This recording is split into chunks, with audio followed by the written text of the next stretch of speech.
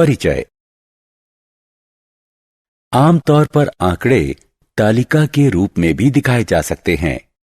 आंकड़ों का सचित्र प्रस्तुतिकरण आलेख कहलाता है। इस अध्याय में हम आयत चित्र और रेखा आलेख के बारे में पढ़ेंगे। आलेख को अच्छी तरह से समझाने के लिए समाचार चैनल और पत्रिकाएं आलेख का उपयोग करती हैं। आलेख से बड़ी आसानी से समझा जा सकता है। ये पाई चार्ट है जिसमें एक पत्रिका की दुनिया भर के विभिन्न देशों में बिक्री की तुलना की गई है।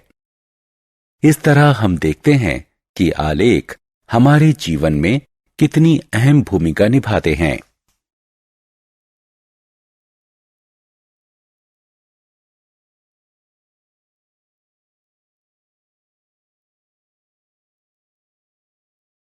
उद्देश्य। इस पाठ के अंत में आप निम्न करने में सक्षम हो जाएंगे: दंड आलेख खींचना, दिए गए आंकड़ों की पाई ग्राफ से प्रस्तुति करना, आयत चित्र खींचना, रेखा आलेख खींचना, आलेख पर बिंदु अंकित करना, आलेख की मदद से कुछ समप्रायोगिक समस्याओं को हल करना।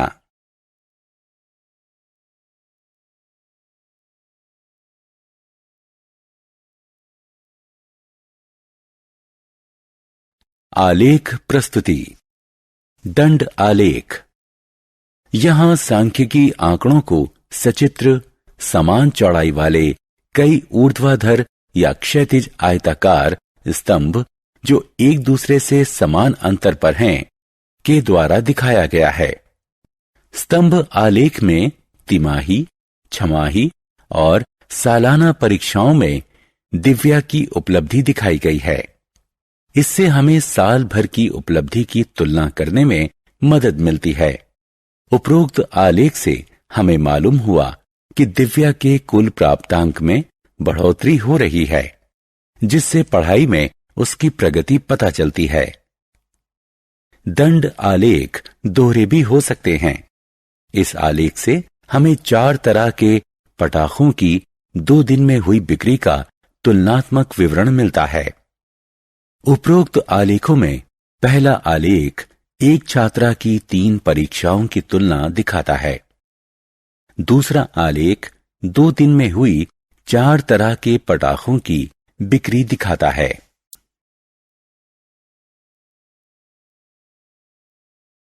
वृत्त आलेख या पाई ग्राफ। वृत्त आलेख का उपयोग किसी भी समूचे वृत्त के हिस्सों की तुलना के लिए किया जाता है। समूचा दिखाने वाला वृत्त वृत्त आलेख या पाई ग्राफ कहलाता है।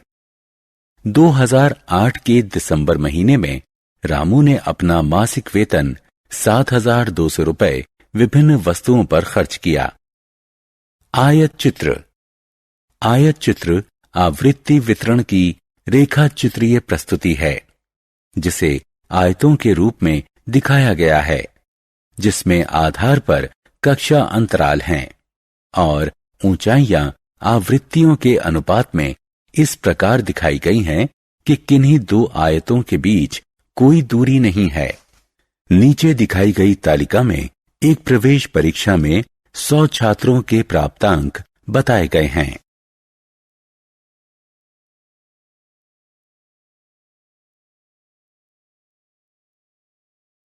रेखा आलेख। रेखा आलेख से वे आंकड़े दिखाए जाते हैं जो समय की अवधि के साथ निरंतर बदलते रहते हैं। उपरोक्त तालिका में चेन्नई शहर का तापमान दिखाया गया है, जो दिन में हर 4 घंटे में लिया जाता है। इसे हम समय तापमान का आलेख कहते हैं। क्षैतिज अक्ष रेखा एक्स अक्ष तापमान लिए जाने का समय दिखाती है।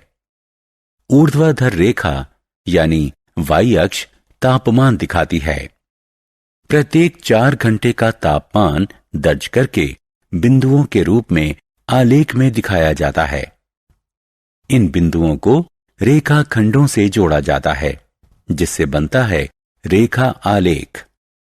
आलेख से हम देख सकते हैं कि सुबह 10 बजे से दोपहर बाद 2 बजे तक तापमान में 2 डिग्री सेल्सियस की बढ़ोतरी हुई।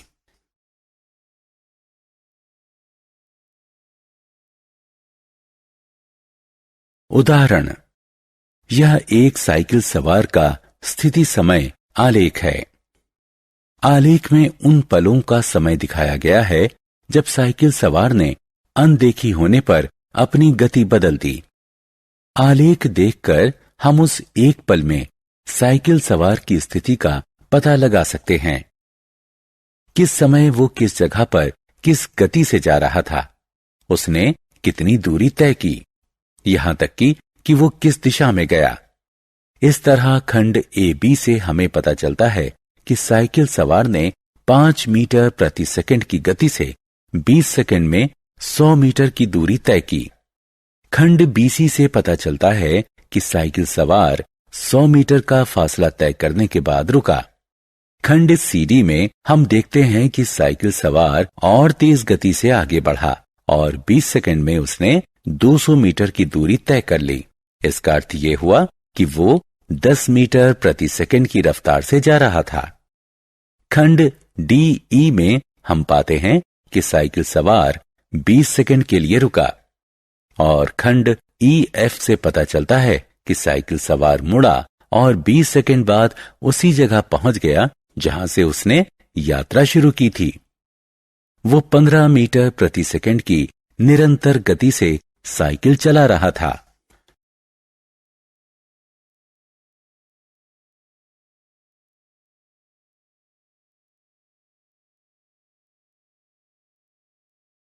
निर्देशांक।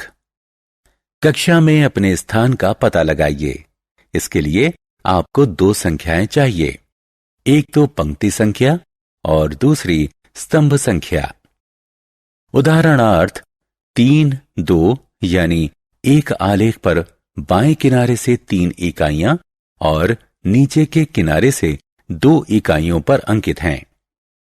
आलेख पर हम x और y अक्ष बनाते हैं और फिर आवश्यक बिंदु उस पर अंकित करते हैं।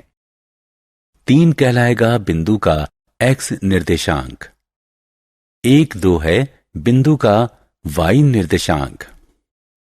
हम कहेंगे बिंदु के निर्देशांक हैं 3, 2। हमेशा पहली संख्या x निर्देशांक को दर्शित करती है और दूसरी संख्या y निर्देशांक को।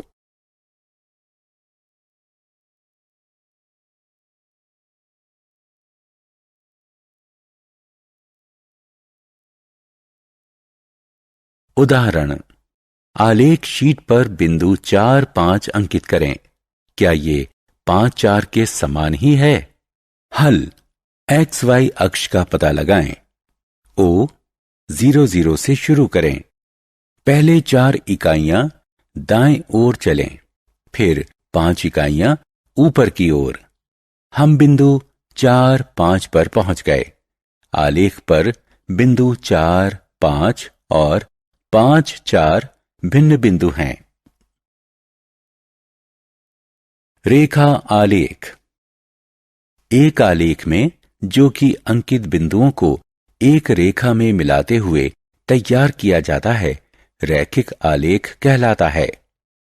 अनुप्रायोगिक समस्याएं।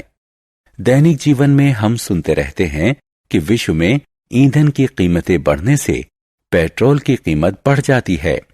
अगर पेट्रोल का उपयोग कम किया जाए तो बिल की राशि भी कम रहेगी। इसका अर्थ हुआ कि एक मात्रा का दूसरी मात्रा पर असर पड़ता है। पेट्रोल का बिल पेट्रोल की मात्रा पर निर्भर है। हम कहेंगे कि पेट्रोल की मात्रा स्वतंत्र चर है और पेट्रोल बिल की राशि उसका आश्रित चर है। ऐसी राशियों के संबंध को हम आलेख द्वारा भी प्रदर्शित कर सकते हैं। उदाहरण, मात्रा तथा मूल्य। नीचे दी गई तालिका चावल और उसके मूल्य की मात्रा बताती है। ये आंकड़े दिखाने के लिए आलेख तैयार करें। चावल की किलोग्राम संख्या को x अक्ष यानी क्षैतिज अक्ष पर एक इकाई बराबर 5 किलोग्राम से चिन्हित कीजिए। चावल के मूल्य को वाई अक्ष यानी ऊर्ध्वाधर अक्ष पर एक इकाई बराबर 100 रुपए से चिन्हित कीजिए। बिंदुओं को अंकित करें। 10, 300, 15, 450, 20, 600 और 25, 750। बिंदुओं को जोड़ें। आलेख मूल के बीच से गुजरेगा। मान लीजिए हम 17 किलोग्राम चावल का मूल्य जानना चाहते हैं, तो क्षैतिज अक्ष पर 17 ढूंढें। फिर 17 से गुजरते ऊर्ध्वाधर अक्ष का अनुसरण करें जब तक कि वो आलेख P पर ना मिल जाए। P से एक क्षैतिज रेखा लें और 475 पर ऊर्ध्वाधर अक्ष से जोड़ दें। ये मिलन बिंदु 17,475 आपका उत्तर है। ये एक ऐसी परिस्थिति का आलेख है जिसमें दो राशियां समानुपात में हैं। ये आलेख हमेशा रैखिक ही होगा। उदाहरण, मूल और साधारण ब्याज। एक बैंक वरिष्ठ नागरिकों को उनकी जमा राशि पर 11% साधारण ब्याज देता है। जमा राशि और उस पर अर्जित ब्याज के बीच संबंध दिखाने वाला आलेख बनाएं। 500 रुपए के निवेश पर मिलने वाला वार्षिक ब्याज। 88 रुपए वार्षिक साधारण ब्याज अर्जित करने के लिए आपको कितना निवेश करना होगा? हल। क्षैतिज अक्ष पर रुपए का निवेश x में अंकित करें। यहां एक इकाई बराबर 100 रुपए है। ऊर्ध्वाधर अक्ष पर ब्याज के रुपए को y अंकित करें। यहां एक इकाई बराबर 10 रुपए है। बिंदु 555, 666, 777, 888, 999, 1110 अंकित करें। अब इन बिंदुओं को जोड़ दें। 500 रुपए x अक्ष पर हमें मिलेगा 55 रुपए ब्याज y अक्ष पर। y अक्ष पर 88 रुपए होने पर जमा राशि होगी 800 रुपए x अक्ष पर। उदाहरण, समय और दूरी। अक्षय किसी कार को लगातार 40 किलोमीटर प्रति घंटा की रफ्तार से चला सकता है। इस स्थिति के लिए समय दूरी आलेख बनाएं। इससे पता लगाएं 160 किलोमीटर की दूरी तय करने में अक्षय ने कितना समय लिया। 2.5 घंटे में अक्षय ने कितनी दूरी तय की। हल। इन राशियों से हमें निम्न तालिका प्राप्त होती है। पैमाना x अक्ष 1 इकाई बराबर 1 घंटा, y अक्ष 1 इकाई बराबर 40 किलोमीटर। क्षैतिज अक्ष समय दर्शाते हैं। ऊर्ध्वाधर अक्ष दूरी दर्शाते हैं। 1 40, 2 80, 3 120, 4 160 तथा 5 200 बिंदुओं को अंकित कीजिए। बिंदुओं को मिलाइए, हमें एक रैखिक आलेख प्राप्त होता है। ऊर्ध्वाधर अक्ष पर 160 किलोमीटर क्षैतिज अक्ष के 4 घंटे के अनुपात में है। क्षैतिज अक्ष का 2.5 घंटा ऊर्ध्वाधर अक्ष के 100 किलोमीटर के अनुपात में है।